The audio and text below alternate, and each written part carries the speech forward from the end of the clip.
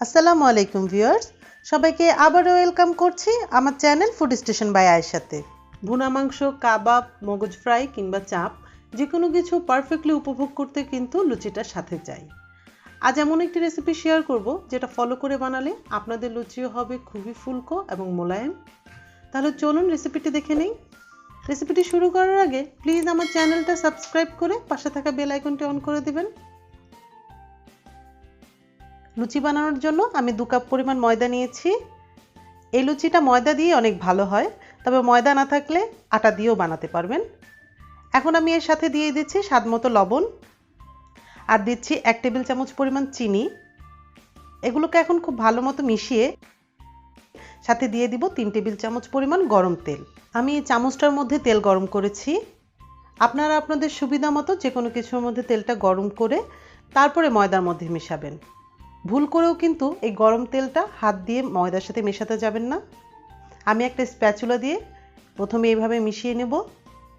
এরপর গরমটা একটু কমে আসলে হাত দিয়ে খুব ভালো মতো ডলে ডলে তেলটা এবং ময়দাটা খুব ভালো মতো মিশিয়ে নিব। কিছুক্ষণ একটু মুট করে নিব, এরপর আবারও হাত দিয়ে ডলবো। এভাবে 4-5 মিনিট ধরে মিশ্রণটাকে তৈরি করব। এরপর এই ময়দা এবং তেলের মিশ্রণটাকে চেপে চেপে এইভাবে 5 মিনিটের জন্য বাটিটার মধ্যে রেস্টে রাখবো।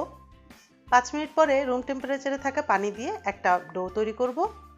পানিটা অল্প অল্প করে দিব, পানির কোনো পরিমাপ নাই। পরোটার ডোর চেয়ে একটু শক্ত ডো বানাতে যে পরিমাণ পানি লাগে সেটুকু পানি দিয়ে একটা ডো বানাবো। ডোটা বেশি শক্ত হবে না, পরোটার ডো থেকে একটু শক্ত হবে। এবার এই ডোটাকে ঢেকে অ্যাটলিস্ট 30 মিনিটের জন্য রেস্টে রাখবো। 1 ঘন্টা রাখতে পারলে বেস্ট রেজাল্ট পাবেন। ফিরছি 30 মিনিট পরে। 30 মিনিট পরে ডোটা অনেকটাই নরম হয়ে গেছে। এখন এটাকে একটু ডোলের লম্বাটে শেপ দিয়ে তারপর এটাকে ছোট ছোট করে টুকরো করে নিব। 2 কাপ পরিমাণ ময়দাতে প্রায় 20-22টার মতো লুচি হবে। লুচির ডোগুলো কিন্তু ঢেকে রাখবো, তা না হলে কিন্তু শক্ত হয়ে যাবে। এখন এখান থেকে ছোট একটা ডো নিয়ে সামান্য কিছু ময়দা ছিটিয়ে তার উপরে আলতো হাতে ডলে ডলে যতটা সম্ভব পারি পাতলা লুচি তৈরি করব। চেষ্টা করব একটু গোল শেপ দিতে। আমি ক্লোজ থেকে দেখিয়ে দিচ্ছি কতটা পাতলা হবে।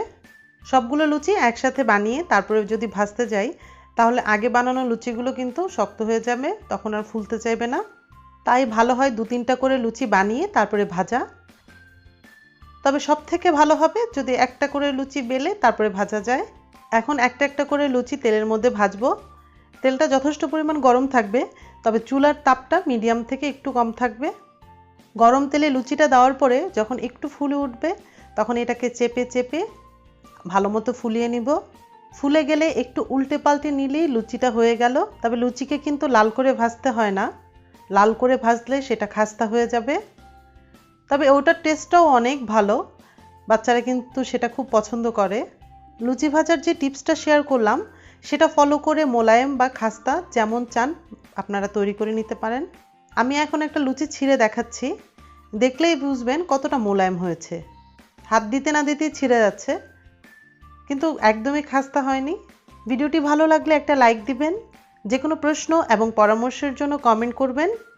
আপনাদের লাইক এবং কমেন্টস আমাকে অনেক অনুপ্রাণিত করে। আজ বিদায় নিচ্ছি, সবাই অনেক ভালো থাকবেন। আল্লাহ হাফেজ।